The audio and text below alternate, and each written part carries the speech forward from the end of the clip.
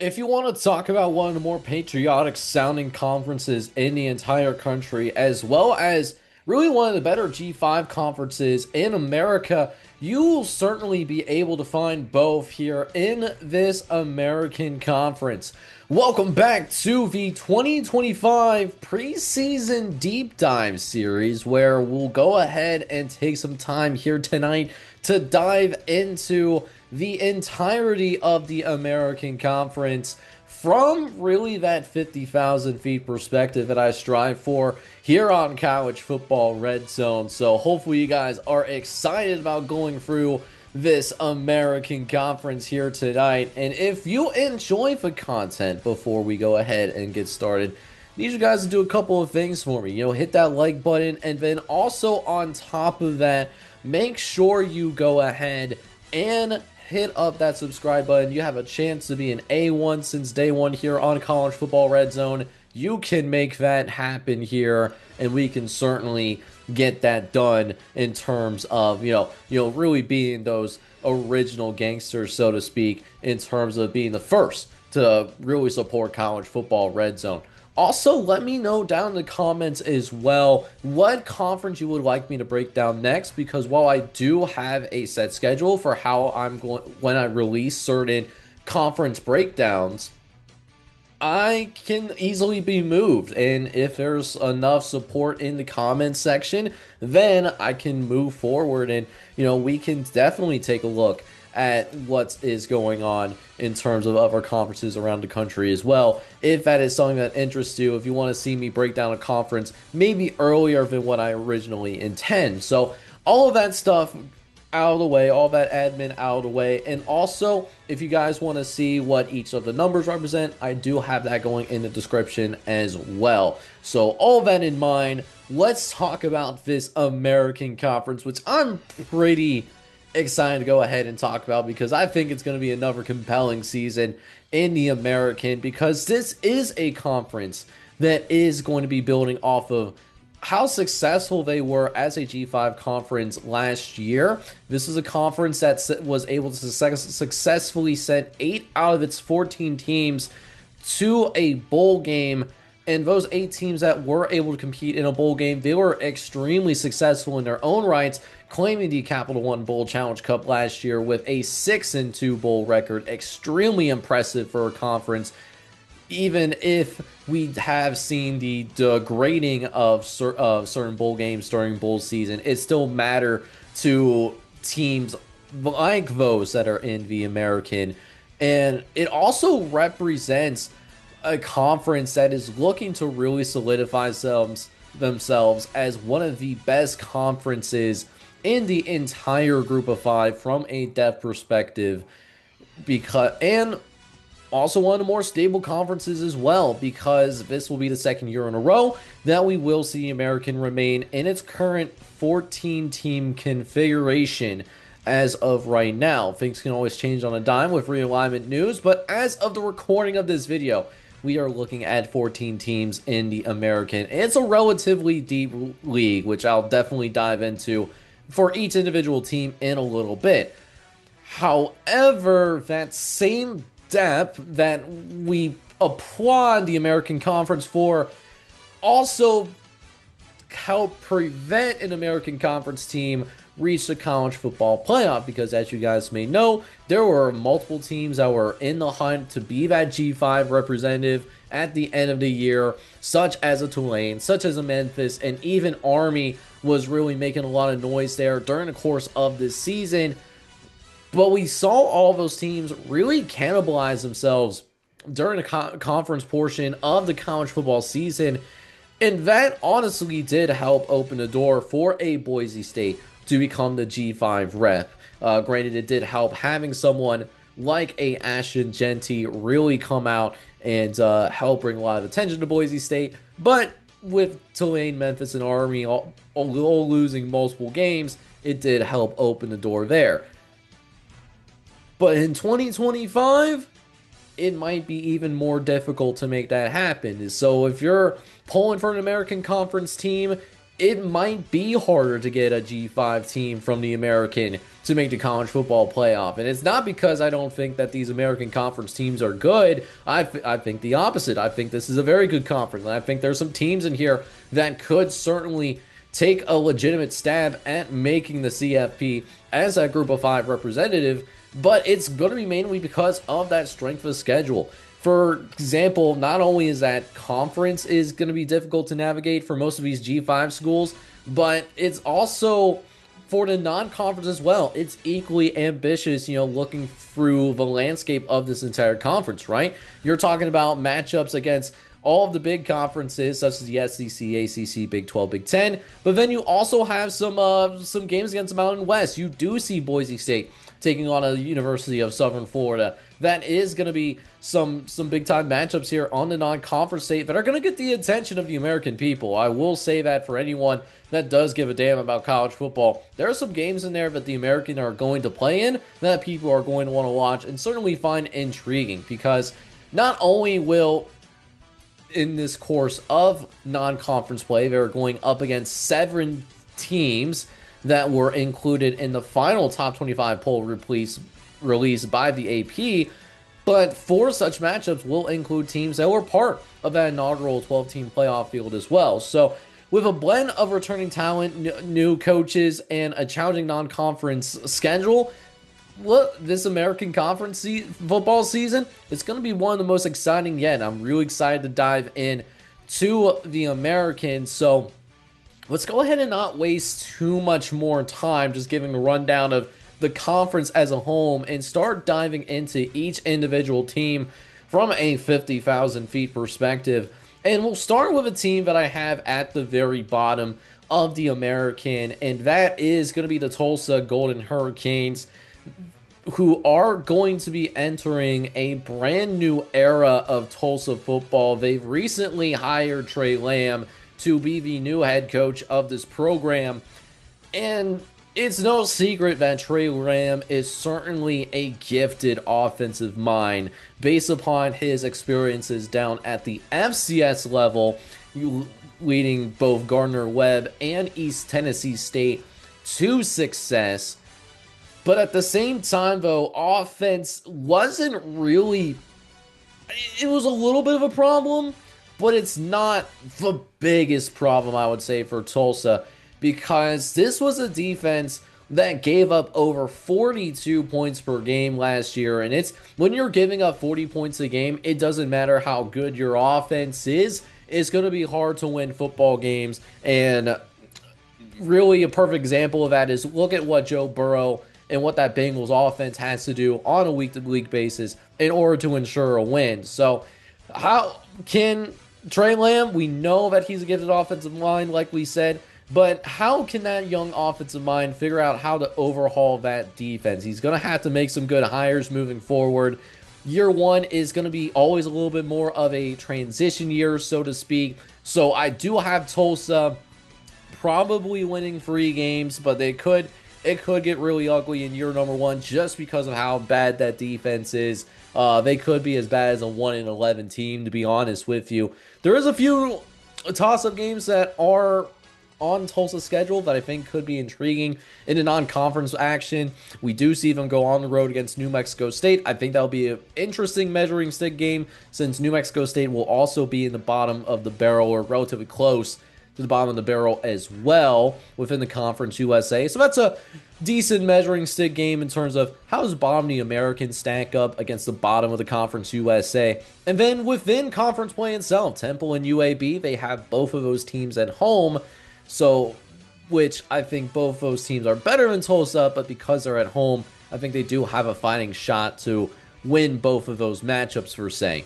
Which, speaking of that Temple team that will eventually have to play against Tulsa, I do have Temple coming in next at number 13.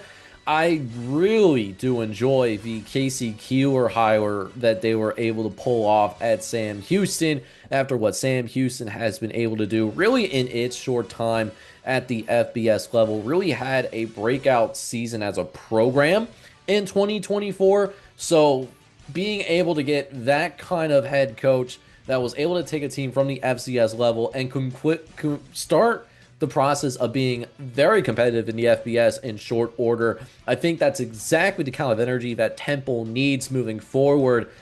But again, it's going to take some time in order to see that transition happen. Well, even what in first year of Sam Houston, it was not pretty for Sam Houston in year number 1 of its FBS transition. Plus, Temple has been in the basement for so long. It's generally going to just take a year to have just a complete reset and a complete mind shift in terms of the culture of Temple football. So it will take a little bit. I have them going 2-10, but I do expect better things from Temple beyond 2025.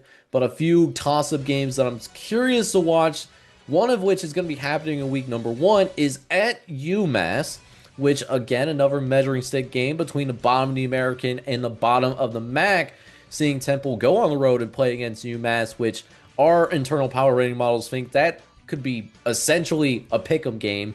Really flip a coin, and that's how you could decide who wins. That's how it feels like for our model. And then you also play Charlotte on the road, with Tulsa potentially on the road as well, which intriguing matchups as well during the conference play. Next up, I do have the Charlotte 49ers, which, like the last couple of teams that we talked about in this American breakdown, this is another program that is going to be breaking in a brand new head coach. Tim Albin has the potential to do some really amazing things at Charlotte, and that's based on what he was able to do in his last few seasons at Ohio, leading Ohio to 30-plus victories over the course of the last 3 seasons, leading them to a MAC championship game. But really taking that EA college football route, so to speak, and really going to a program that has been at the bottom of the barrel since they have joined the FBS ranks in the mid-2010s. I just burped that sexy. And I still think that's going to be the case here in 2025. But instead of it being a basement dweller year with no help, I think this is more of a transitional year because of all of the turnover that they are going to have to deal with in terms of their skill position spots on both sides of the ball, plus an offensive line that is going to probably struggle through most of the season, regardless of who ends up winning the starting job at quarterback, because there is a quarterback battle happening between the Duke transfer Grayson Loftus and the North Carolina transfer Connor Harrell. So 2 former rivals on the same team here at Charlotte fighting to be the starting quarterback. Again, this is another team that I envision probably going 3-9 with some toss-up games, not only against Temple, which we talked about earlier, but also against Rice. If Charlotte doesn't play with food, they should win that game as well, but it's not a layup, and I can certainly see them losing both of those games and possibly being a 1-11 disaster class. But I would lean towards at least a 3-9. Maybe they can surprise some people and be a little bit more hopeful of the future moving forward for Charlotte football. However, I don't know if I can say the same about this next team that I want to break down, and that is the UAB Blazers, which, first of all, I just saw their logo on EA College Football 26.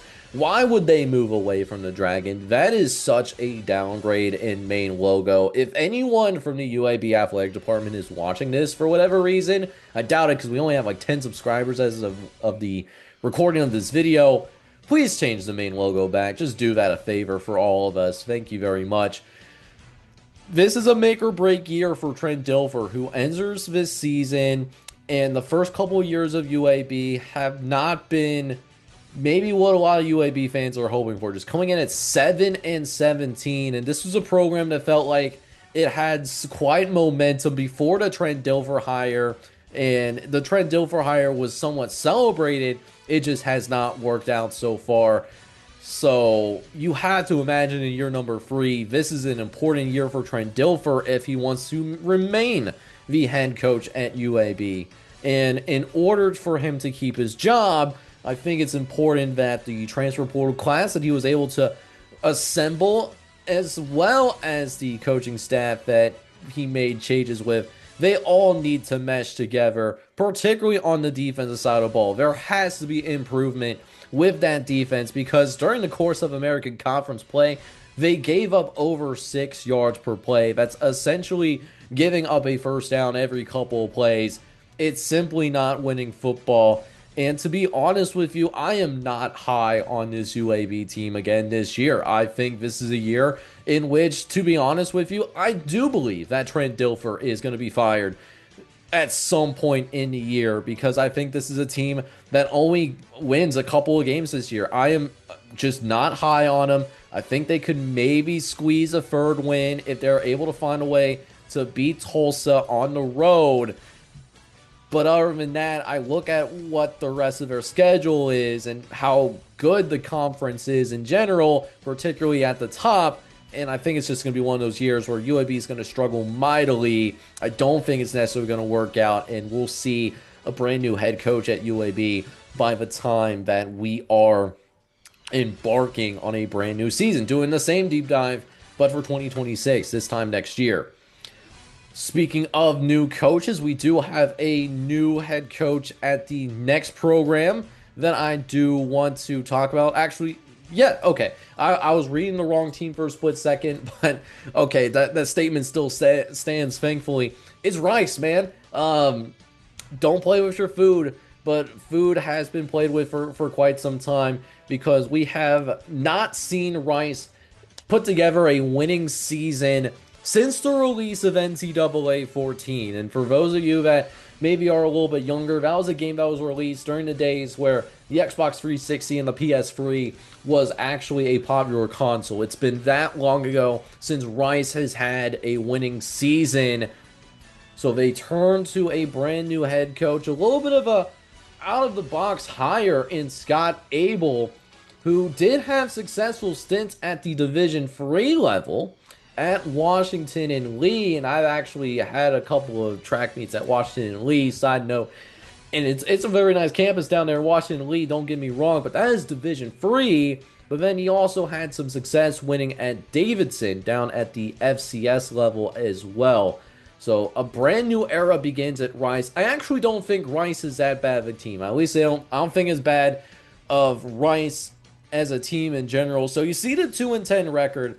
I think they're going to be one of the better 2-10 teams this season. I just think their schedule is going to be a little bit more difficult. Plus, it's again another transition year with a brand new head coach. I do think they can find a way to win a couple more games than what that 2-10 record says for my initial record prediction. If they can find ways to beat Charlotte on the road and beat Florida Atlantic at home as well. But again, a team that I'm certainly not expecting to go to a bowl game either. As for another team that might have legitimate aspirations to go to a bowl game, we do have the Florida Atlantic Owls coming in as my 9th best team in the American.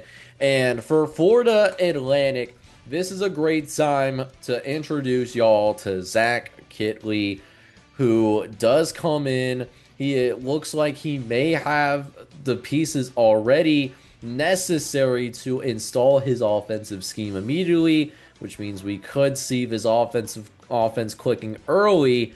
And if that is the case, I do think we will see Florida Atlantic be a team that returns back to that postseason action, at least go to a bowl game, because they're able to convince the starting quarterback for Western Kentucky, as well as one of his favorite receivers in Easton Messer, to come here to Boca Raton, leaving Bowling Green in the process. So it's really going to come down to that offense. I think the defense is going to be okay. I don't think it's going to be nothing special, but not anything that's going to require alarm bells necessarily. They'll hover in that 5 to 6 win range. They'll flirt with bowl game eligibility, and then maybe expect more down the line. As if they do want to go to a bowl game, I think it's important that they do win both of the road games against Florida International, which they do have early on in the year, as well as Rice. Make sure you don't play with food, by the way. plus win the home game against Eastern Carolina. If they win all three of those games, I think we will see Florida Atlantic in a bowl game. Speaking of those Eastern Carolina Pirates, I do have them coming up next as my 8th best team in the American. And you want to talk about carrying some momentum into a brand new season. This Eastern Carolina team is the epitome of that, as they were a team that finished last season on an absolute tear. They won 5 of their final 6 games. So this is a team that was absolutely red hot.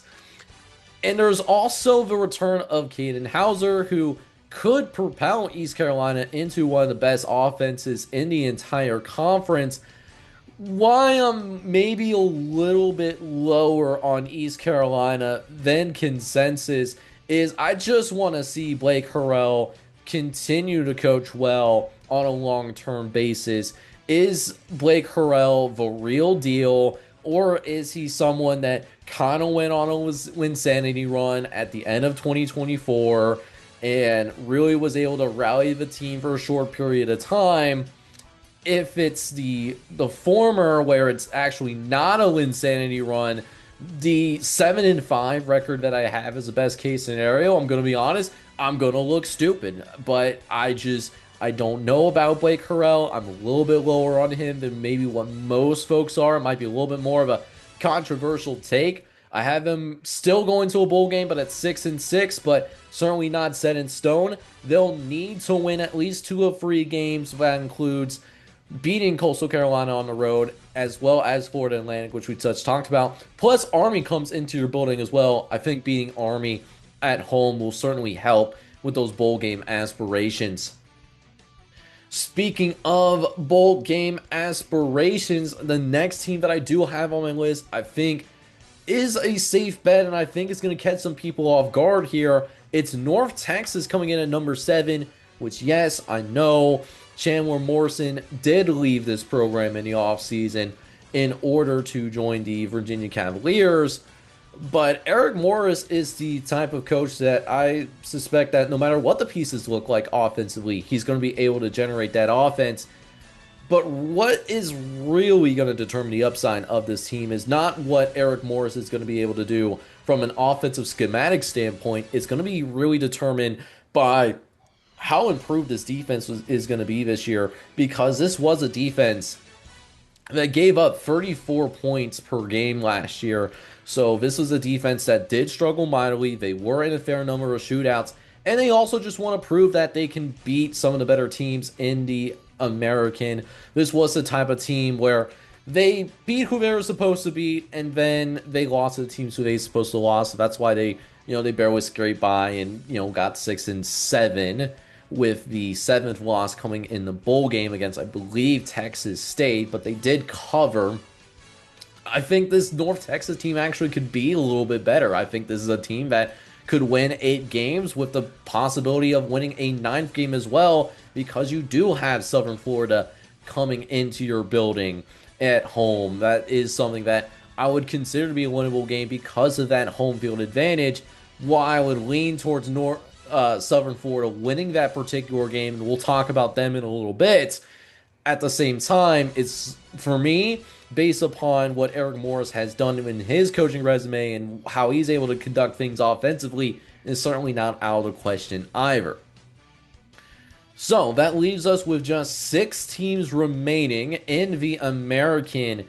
And now we get to what I think is going to be my 6th best team in the American based on my internal power rating model. That is going to be the Army Black Knights, who almost messed around and won the American last year, if I'm not mistaken, which is crazy to think about.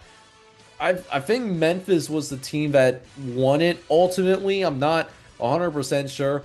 Army is just a good program, man. They are a disciplined program, but this is a program that could take a little bit of a step back. They do lose their starting quarterback in Bryson Daly, and that is definitely going to hurt moving forward.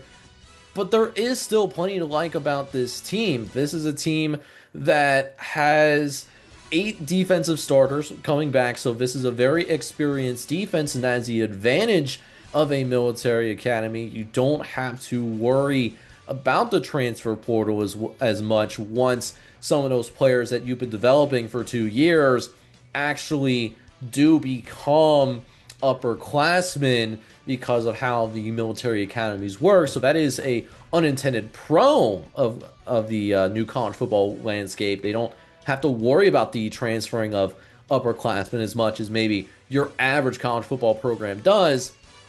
But I think they're going to have one of the more underrated offensive lines as well, particularly led by Brady Small, who I think is someone that has a chance to somehow win that Remington Award, which I believe goes to the best center in the country. There's some good talent here still at Army, even though Bryson Daly, who is certainly the most notable face from last year, he's gone. But there's still plenty to like about this Army team. An Army team that I think can win at least 8 games once again and really just be a good program in the G5 and be a fun team to watch if you're really a grit and grind type of guy.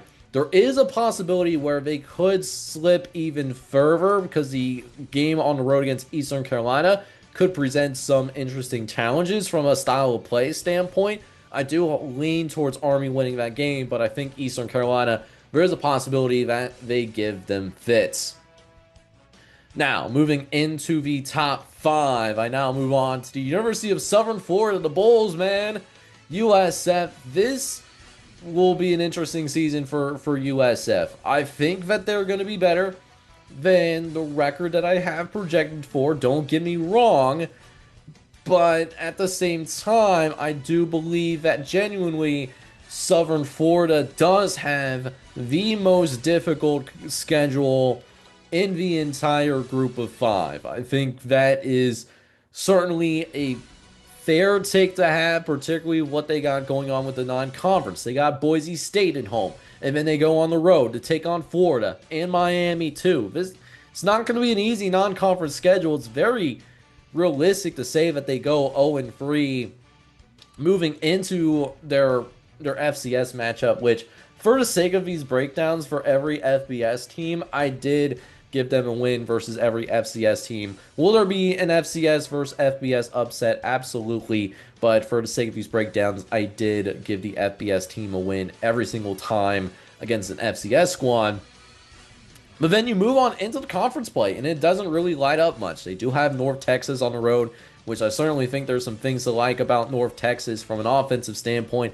Plus UTSA, which we haven't even touched UTSA yet. They do have them at home, but I think UTSA's got a pretty good football team here in the fall that we're excited to watch. So if they are going to surpass my expectations, a couple of things do need to happen. They do need to see that defense improve this upcoming season. Plus, Byron Brown, who missed the majority of last season because of injury, he needs to be healthy and actually make it through a whole season. I think if both those things happen, they could easily surpass my 7-5 expectations. Do they get there? I'm leaning towards no. I think it's possible that we do see Byron Brown have injury issues once again, which is why I am going with a 7-5 record. And if they want to go bowling, or at least guarantee bowling, they have to beat either UTSA or North Texas on the road. They have to at least split it. They drop both games. I think there's even a chance that they could miss bowl season altogether, but I am leaning towards them at least finishing 7-5. Now, moving on into the top 4, I now go with UTSA. And while the UTSA transfer portal experience wasn't very kind to them from a defensive standpoint, as we did end up seeing multiple starters that played for UTSA last year did end up departing for power conference programs, the offense under head coach Jeff Traylor still looks to be one of the most dynamic in the entire G5, not just in this conference. You want to talk about a three-headed monster between quarterback Owen McCown, running back Robert Henry, and receiver Willie McCoy. This is a dynamic group, and it's going to create a dynamic offense for UTSA that I am very excited to watch on Saturdays over the course of college football Redzone. And it shows in my record prediction that for me, UTSA, I believe, truly is a borderline 10-win team this fall. It depends on what they do on the road against Southern Florida. If they beat Southern Florida during conference play, I think you could realistically say they could, in fact, win 10 games in the regular season and ultimately be in the hunt to win the American Conference Championship. It just depends on how easily do we see that defense kind of mesh, really look at the upside. But right now, I feel like this is a pretty safe 9 to 10 win team. I think UTSA could do some special things this year. Now, moving on to the Big Three in the American, we now move on to our third best team, and I'm actually going with Memphis here. I thought I was going to have Memphis higher when I was doing my predictions, but after looking at the metrics, I am going to, in fact, have them as my third best team, because I will say this. I think Ryan Silverfield has earned the benefit of the doubt in terms of his coaching prowess. He's one of the best coaches, in my opinion, in the entire G5. I do think he is going to have his work a little bit cut out for him, just because he is going to have a talented roster. I still think there's plenty of talent on this Memphis team, but it's an inexperienced roster as well, because we saw four-year starter Seth Hannigan. He's no longer with this team at all. Instead, it looking like it might be true freshman Antoine Hill. Now, they did start a true freshman version of Seth Hannigan before, and everything turned out fine, but a true freshman, most true freshmen are not ready to play college football right away. Can Antoine Hill prove that? Can he be the exception and not the rule?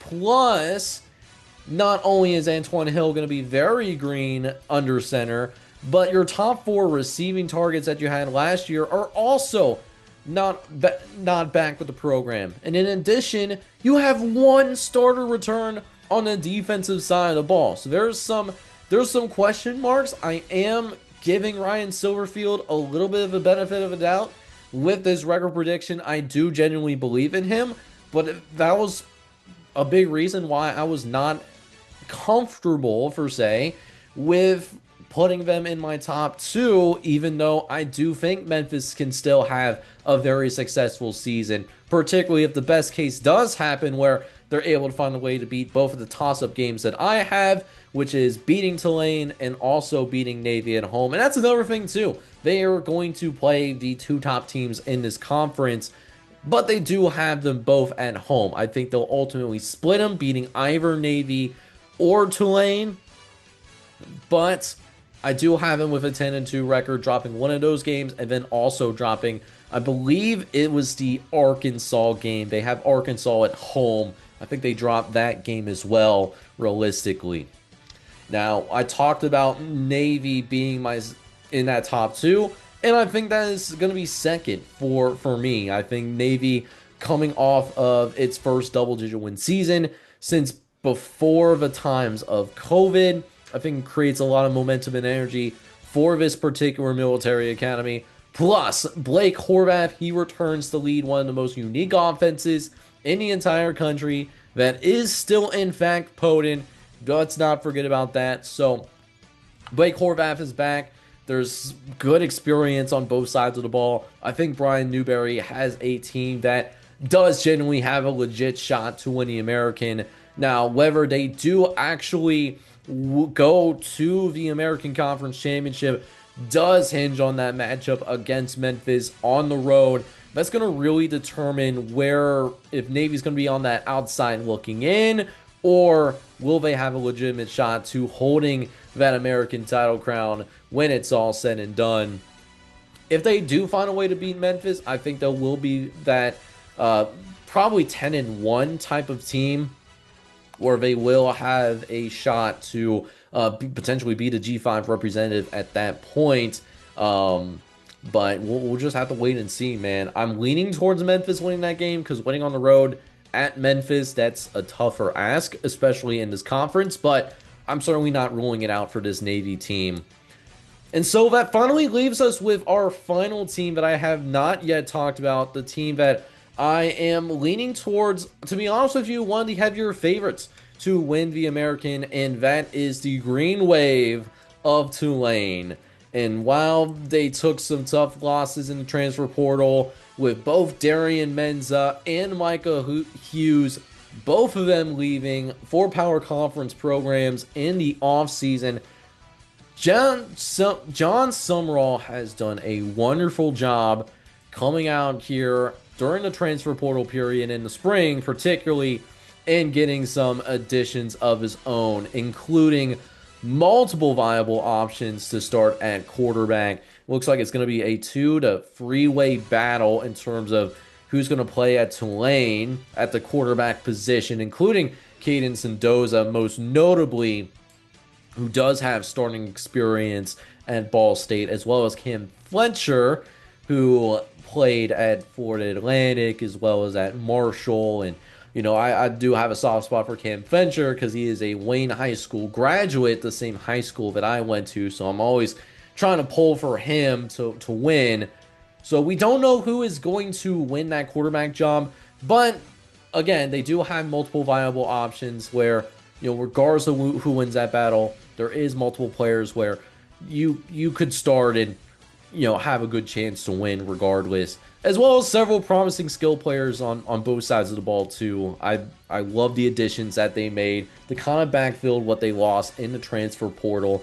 So Tulane is going to be one of the higher ranked G5 teams that I have. I have them ranked in the top 40 in all of college football, having them favored against probably about a third to a half of power conference programs, and that in spite of the alleged resource pool gap between the power conferences and the American.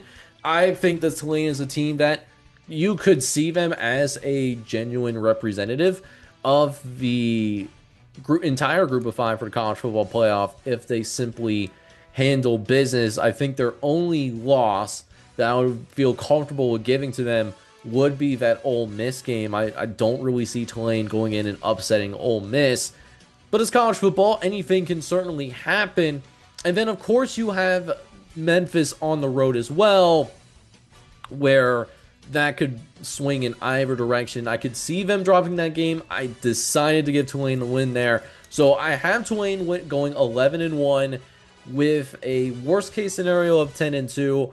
But safely, I believe this is going to be one of those teams that is going to be in that discussion for a CFP spot as a automatic bid for the G5, because I do believe that Tulane, they are the team to beat in terms of the entirety of the American Conference, which that will actually wrap up my American Conference breakdown. Appreciate you guys watching the entire thing, breaking down all 14 teams from the American Conference. Going to be keeping it rolling here on the channel in terms of our preseason deep dive series. So before I sign off here tonight, I need you guys to go ahead and do a couple of things. Of course, make sure you hit that like button, hit that subscribe button. A lot of work goes into making these deep dives for each individual team in conference from a 50,000 foot perspective. So doing both of those things, I truly would appreciate that from the bottom of my heart. And then also let me know if there is a conference that I have not revealed yet on the channel that you would like to see me break down in the future. Let me know about that down in the comment section. I'd love to hear your guys' thoughts. And speaking of your guys' thoughts, what team do I have too high or what team do I have too low? Let me know about that as well. But with that being said, I am your host, Jake of College Football Red Zone. I'll see you guys next time. Hopefully y'all take it easy.